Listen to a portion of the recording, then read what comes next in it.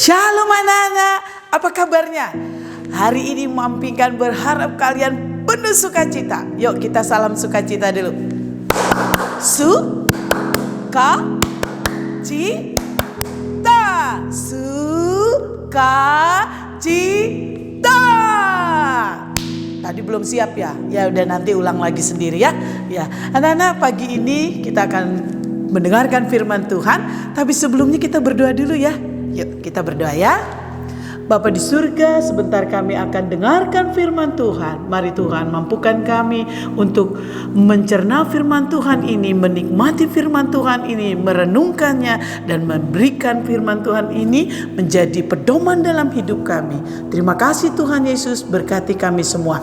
Dalam nama Tuhan Yesus, amin. Nah, anak-anak Mampingkan ingin cerita dari Alkitab bagaimana seorang yang tadinya dia merasa takut, tadinya dia merasa tidak punya apa-apa. Waktu dipanggil Tuhan, dia ketakutan, dia tidak mengerti apa yang dibuat. Tapi apa yang terjadi ketika dia memiliki hati, ya saya bersedia. Ya, jadi beberapa hari yang lalu kita belajar tentang bagaimana mengatasi ketakutan. Ya, hari ini Mampingkan mau ajarkan satu tema. Gideon dipanggil Tuhan menjadi pahlawannya Allah. Siapa yang mau jadi pahlawannya Allah? Ya, anak-anak dan Mampingkan adalah pahlawan-pahlawan yang sudah dipilih Allah. Amin. Nah, kita mau baca firman Tuhan yang terambil dari Hakim-Hakim 6 ayat 13 sampai dengan 16. Firman Tuhan, Mampingkan bacakan buat anak-anak. Anak-anak simak ya, siapkan Alkitabmu. Ya, jawab Gideon kepadanya, Tuhanku, jika Tuhan menyertai kami, mengapa semuanya ini menimpa kami? Di manakah segala perbuatan-perbuatannya yang ajaib yang diceritakan oleh nenek moyang kami kepada kami? Ketika mereka berkata, bukankah Tuhan telah menuntun kita keluar dari Mesir? Tetapi sekarang Tuhan membuang kami dan menyerahkan kami ke dalam cengkraman orang Midian. Lalu berpalinglah Tuhan kepadanya, kepada Gideon maksudnya, dan berfirman, pergilah dengan kekuatanmu ini dan selamatkanlah orang Israel dari cengkraman orang Midian. Bukankah aku mengutus engkau? Di ayat 12, malaikat Tuhan datang kepada Gideon sehingga ya, Mampingkan loncat dulu ke ayat 12. Malaikat Tuhan menampakkan diri kepadanya dan berfirman kepadanya demikian, Tuhan menyertai engkau, ya pahlawan yang gagah berani. Tadinya Gideon takut, tapi Tuhan bilang engkau pahlawan yang gagah berani. Ya. Lalu 15. Tetapi jawabnya kepadanya, Tuhanku, dengan apakah akan kuselamatkan orang Israel? Ketahuilah kaumku adalah yang paling kecil di antara suku Manasye, dan aku pun seorang yang paling muda di antara kaum keluargaku. Tapi firman Tuhan berkata demikian. Berfirmanlah Tuhan kepadanya, tetapi akulah yang menyertai engkau, sebab itu engkau akan memukul kalah orang Midian itu sampai habis. Anak-anak lihat, pada satu masa yang sekarang anak-anak alami, di mana kita banyak orang ketakutan, anak-anak pun takut terkena si jelek ini, COVID. Nah, sebab itu lihat, ketika ketakutan itu akan masuk ke dalam hidupmu, maka engkau akan jadi takut dan engkau tidak bisa berbuat apa-apa. Tetapi waktu Gideon dia mengalami takut, dia percaya kembali, ada kekuatan kembali. Dia percaya sungguh-sungguh kepada Tuhan, karena Tuhan bilang, janji Tuhan dia pegang, aku menyertai engkau. Ya, anak-anak tahu, khususnya kita pernah belajar yang anak-anak kelas 2 nih. Ya, Gideon waktu dia takut akhirnya diberi kekuatan. Walaupun dia takut mengerjakannya, dia menghancurkan Baal. Makanya Gideon disebut apa? Dia disebut si penghancur, dia disebut Yerubaal. Karena waktu itu semua Baal di masa Gideon dihancurkan walaupun dia kerjakan malam hari karena ketakutan. Tapi lihat, pada waktu dia mau menyerang bangsa Midian, waktu itu bangsa Israel menderita sekali di bawah kuasa bangsa Midian.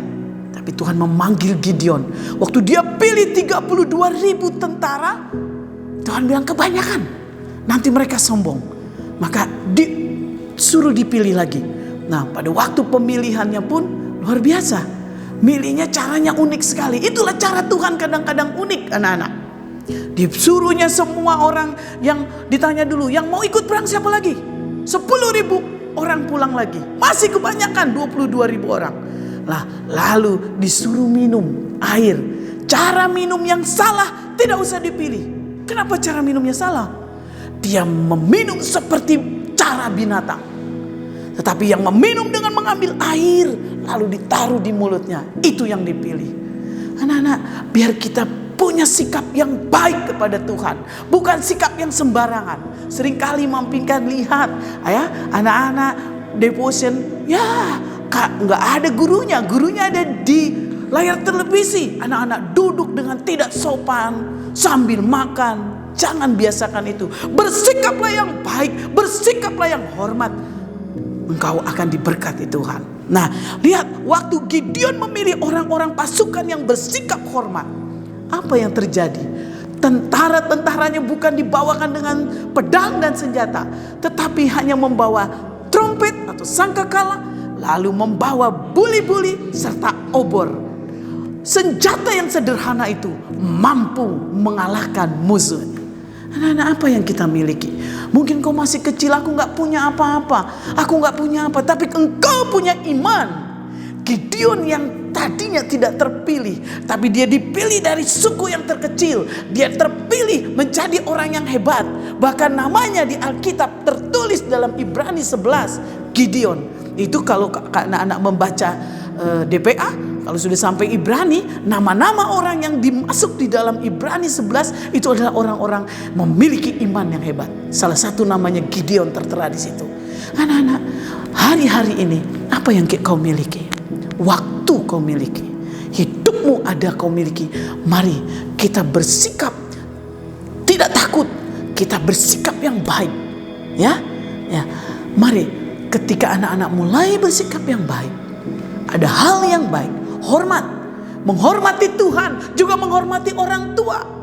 Kadang-kadang anak-anak lucu mampingkan lihat. Kepada tetangga sebelah, tante sebelah, hormat sekali. Iya tante, tapi kepada mamanya, Dek tolong dulu cuci piring. Males cuci piring mama. Gak sopan. Jangan, ya, jangan bersikap seperti itu. Kita harus menghormati orang tua. Berarti kamu juga menghormati Tuhan. Sikap yang luar biasa. Ya, oke, belajar. Apa yang salah selama ini kita rubah menjadi yang baik. Selama ini takut, berubah jadi pemberani. Selama ini tidak berdoa, berubah menjadi berdoa. Selama ini DPA-nya bolong-bolong, baca Alkitabnya bolong-bolong, berubah rajin membaca Alkitab. Itu yang bisa mampingkan sampaikan. Perubahan tidak akan pernah terjadi sampai kamu mengambil keputusan untuk berubah. Amin anak-anak. Anak-anak di rumah penuh semangat, penuh antusias, penuh sukacita. Tuhan Yesus memberkati, tapi tak lupa kita berdoa dulu. Oke, siapkan hatimu, kita mau berdoa. Boleh taruh tanganmu di dada, lalu kau benar-benar berdoa, gak main-main lagi.